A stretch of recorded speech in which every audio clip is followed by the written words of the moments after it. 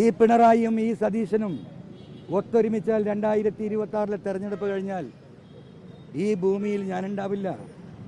ദൈവം എനിക്ക് നിശ്ചയിച്ച ആയുസ് നടന്നു നീങ്ങാൻ ഒരു പക്ഷേ എനിക്ക് കഴിഞ്ഞില്ലെന്ന് വരുന്ന തിരിച്ചറിവാണ് നാളെ TP ചന്ദ്രശേഖരൻ്റെ ഗതി എനിക്കുണ്ടാകാൻ സാധ്യതയുണ്ട് എന്ന് വളരെ ഉത്തരവാദിത്തപ്പെട്ട ആളുകൾ എൻ്റെ ചെവിയിൽ മന്ത്രിച്ചതിൻ്റെ അടിസ്ഥാനത്തിലാണ് ഞാൻ ഈ തെരഞ്ഞെടുപ്പിന് ഇറങ്ങിയത്. കേരളത്തിലൊരു മൂന്നാം മുന്നണി പിറവിയെടുക്കും. 2026 തെരഞ്ഞെടുപ്പ് കഴിഞ്ഞാൽ താൻ ഉണ്ടാവില്ലെന്നും TPയുടെ അവസ്ഥയാണ് എനിക്കെന്നും PV അൻവർ പ്രതികരിച്ചു.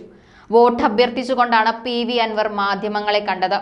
മുഖ്യമന്ത്രിയുടെ ആരോപണങ്ങൾക്കും പ്രതിപക്ഷ നേതാവിന്റെ തീരുമാനങ്ങൾക്കും മറുപടി പറയും. അതിനായി ഒരു മൂന്നാം മുന്നണി പിറക്കുമെന്നും പ്രതികരിച്ചു. മൂന്നാം മുന്നണിയുടെ പ്രധാന ഇര UDF ആണെന്നും ഇനി പിണറായി സമല്ല UDF ആണ് PV അൻവറിന്റെ എതിരാളി എന്നും പറഞ്ഞു വെക്കുകയാണ് അൻവർ. ഒരു ഉപമ കൂടി അൻവർ നടത്തി. താൻ ഒരു പുൽച്ചാടിയാണെന്ന്. അത് ജനം തിരിച്ചറിഞ്ഞു കഴിഞ്ഞു. നിങ്ങൾ ഒരു അസൽ ചാട്ടക്കാരനാണെന്ന്. എൻ്റെ ജീവൻ ഈ നാട്ടിലെ ആളുകളുടെ കയ്യിലാണ്. ഈ പിണറായിയും ഈ സതീശനും ഒത്തൊരുമിച്ചാൽ 2026 തെരഞ്ഞെടുപ്പ് കഴിഞ്ഞാൽ ഈ ഭൂമിയിൽ ഞാനുണ്ടാവില്ല. ദൈവം എനിക്ക് നിശ്ചയിച്ച ആയുസ് നടന്നു നീങ്ങാൻ ഒരു പക്ഷേ എനിക്ക് കഴിഞ്ഞില്ലെന്ന് വരുന്ന തിരിച്ചറിവാണ് നാളെ TP ചന്ദ്രശേഖരൻ്റെ ഗതി എനിക്കുണ്ടാകാൻ സാധ്യതയുണ്ട് എന്ന് വളരെ ഉത്തരവാദിത്തപ്പെട്ട ആളുകൾ എൻ്റെ ചെവിയിൽ മന്ത്രിച്ചതിൻ്റെ അടിസ്ഥാനത്തിലാണ് ഞാൻ ഈ തെരഞ്ഞെടുപ്പിന് ഇറങ്ങിയത്. അതുകൊണ്ട് ഈ മണ്ഡലത്തിലെ ജനങ്ങളോട് എനിക്കൊന്നും പറയാനില്ല. എല്ലാം നിങ്ങൾക്കറിയാം. ഒന്നും വിശദീകരിക്കാനില്ല. നിങ്ങൾക്ക് എന്നെ സഹായിക്കണമുണ്ട്.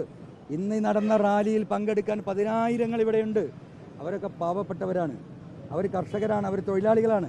അവർക്കൊന്നും ഇതിലേക്ക് കടന്നു വരാൻ കഴിയില്ല. കാരണം ജീവിതത്തിൻ്റെ രണ്ടറ്റം മുട്ടിക്കാൻ പ്രയാസപ്പെടുന്ന സർക്കാരിൻ്റെ സഹായമില്ലാതെ മുന്നോട്ട് പോകാൻ കഴിയാത്ത പച്ചപ്പാവങ്ങൾ, അവരാണ് എൻ്റെ പിന്തുണ. അവരുടെ വോട്ട് 23-ാം തീയതി അവരും ദൈവവും മാത്രം അറിയുന്ന 3 ഭാഗവും മറക്കപ്പെട്ട ഒരാൾക്കും നോക്കിയാൽ കാണാത്ത ആ പെട്ടിക്കകത്തുള്ളിൽ ആ വോട്ടിൽ, ആ മെഷീനിൽ എൻ്റെ ജീവന് വേണ്ടി അവർ വോട്ട് ചെയ്യും. ആ ഒരു പ്രതീക്ഷ മാത്രമാണ് ഈ നാട്ടിലെ പാവങ്ങളുടെ പ്രാർത്ഥന. അവർക്ക് വേണ്ടിയിട്ടുള്ള പോരാട്ടമാണ്. ഇവിടെ രാഷ്ട്രീയ നേതാക്കന്മാരുടെ ധാർഷ്ട്യം ജനങ്ങളുടെ പേരിൽ അടിച്ചേൽപ്പിക്കുകയാണ്. ജനങ്ങളെ മറന്ന രാഷ്ട്രീയക്കാരാണ് ഈ തെരഞ്ഞെടുപ്പിനെ നയിക്കുന്നത്. ആ തെരഞ്ഞെടുപ്പിലെ ജനങ്ങളെ മറന്ന രാഷ്ട്രീയ നേതൃത്വത്തിന് ജനങ്ങളാണ് ഏറ്റവും വലുത്. പീപ്പിൾ ആർ ദ കിങ് എന്ന് പറയുന്ന, ജനമാണ് രാജാവ് എന്ന് തെളിയിക്കുന്ന ഒരു തെരഞ്ഞെടുപ്പ് റിസൾട്ട് ഉണ്ടാകും. അതിനുവേണ്ടി നിങ്ങളെല്ലാവരും എന്നെ സഹായിക്കണം. ഈ നാട്ടിലെ മുഴുവൻ ജനങ്ങളും, നാടിൻ്റെ നാനാഭാഗത്തു നിന്നുമുള്ളവർ നിങ്ങൾ സഹായിക്കണം. പത്രമാധ്യമ പ്രവർത്തകർ നിർലോഭമായി നൽകിയ ഒരു പിന്തുണ, സത്യത്തിനും നീതിക്ക് വേണ്ടിയുള്ള പോരാട്ടത്തിൽ നിങ്ങളുടെ മനസ്സും നിങ്ങൾ ആരെയൊക്കെ നിങ്ങളെ സ്വാധീനിച്ചിട്ടും അതിനെ മറികടന്നിട്ട് പോലും നിങ്ങൾ സത്യസന്ധമായി ഈ പോരാട്ടത്തെ സഹായിച്ചതിന് നിങ്ങളോടുള്ള നന്ദിയും സ്നേഹവും ആദരവും ബഹുമാനവും അറിയിക്കുന്നു. മുഖ്യമന്ത്രി ഇന്നലെ പറഞ്ഞത് അൻവർ വഞ്ചിച്ചത് മൂലമാണ് നിലമ്പൂരിൽ ഉപതെരഞ്ഞെടുപ്പ് ഉണ്ടായത് എന്നാണ് കൺവെൻഷൻ. മുഖ്യമന്ത്രി ഇന്നലെ പറഞ്ഞത് നാളെ മറുപടി ഞാനിവിടെ ഒരു 7-ാം കൂലിയാണല്ലോ. ഞാൻ ചെറിയ ഒരു എന്താ പറയാ, പശുവോ പുഴു എന്താ പറയാ, ഇങ്ങനത്തെ സാധനത്തിന് എന്തിനു പറയാ, പൂച്ചാടിയാണെങ്കിൽ പൂച്ചാടി, അതല്ലേ ഈ പാവപ്പെട്ട ഇതിൻ്റെ ഇടയിൽ ജീവിച്ചു പൂച്ചാടിയാണോ? വെയിലുണ്ടല്ലേ, ബുദ്ധിമുട്ടുണ്ട്. ഒന്ന് നിർത്തിയാൽ ഇവർക്ക് പോകുന്നുണ്ട്. അത്രേ ഉള്ളൂ.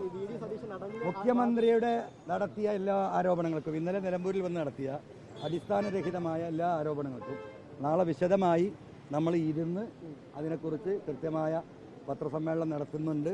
ദയവായി നിങ്ങളൊക്കെ ഒന്ന് വരണം. അതിൻ്റെ മുകളിലൊരു ഡിബേറ്റിന് ഇവിടുത്തെ ഇടതുപക്ഷ ജനാധിപത്യ മുന്നണി സ്ഥാനാർത്ഥിയും നേതാക്കളും തയ്യാറാണെങ്കിൽ, അതോ